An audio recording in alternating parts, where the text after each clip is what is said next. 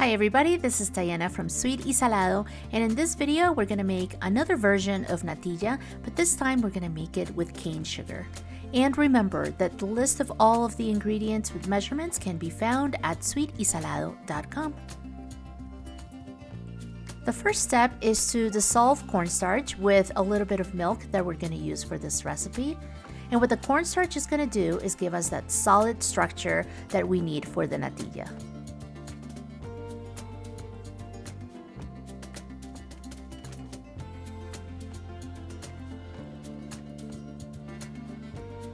And then once that cornstarch is nicely dissolved, we're just going to set it aside.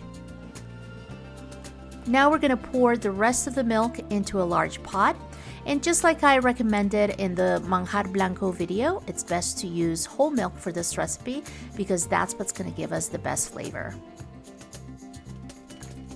We're also going to add cane sugar. This is grated cane sugar, and you can find it at most Latino grocery stores. The best one is the one that is called panela, but if you can find piloncillo, the Mexican piloncillo, you can also use it for this recipe.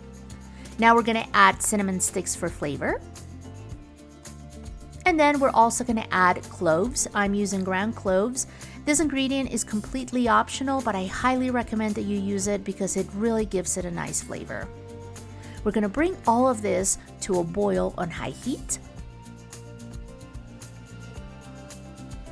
Once it's boiling, we're going to reduce the heat to medium-low, and we're going to leave the cinnamon sticks for a few minutes so that the milk can absorb all of that flavor.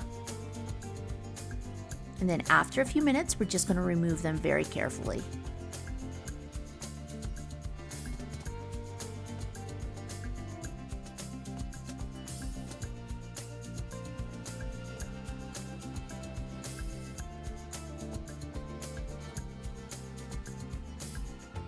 And now we're going to add the cornstarch that we dissolved earlier. We're going to do it very slowly to make sure that we get all of that cornstarch into the milk.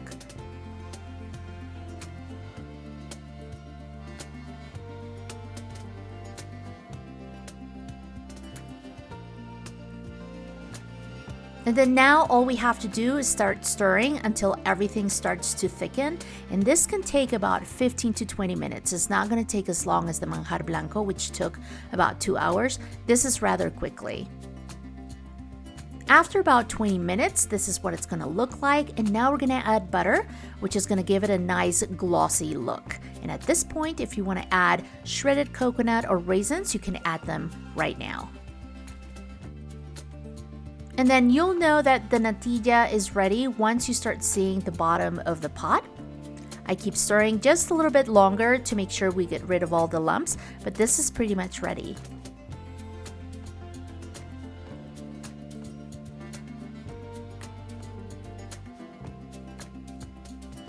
Now that it's ready, we're going to carefully serve it into a baking dish. I love using a huge baking dish like this. You can also use a serving bowl, or even better, you can use individual serving bowls or cups. We're going to spread it out evenly and then flatten it on top so that everything goes down to the bottom.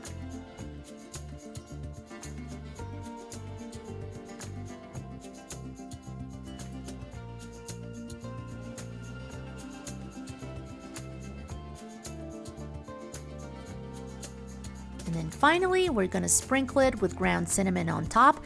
This is going to make it look really nice and pretty, but it's also going to add a ton of flavor. We're going to let it cool completely before we serve it. And then that is all that you need to make a wonderful, delicious natilla with cane sugar.